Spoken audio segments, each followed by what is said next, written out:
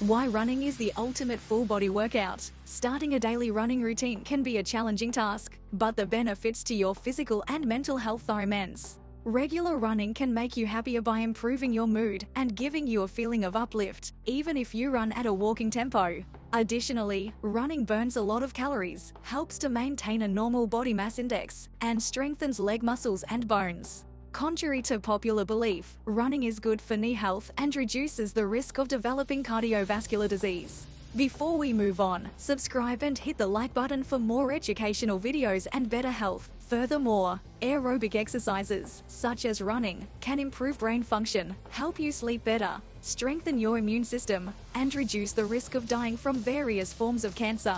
Running also works out multiple muscles in your body, including your hips, calves, buttocks, abs, and back. To run safely, it is important to wear proper running shoes. Increase your load gradually, do exercises for different muscle groups, warm up before your workout, and stretch after.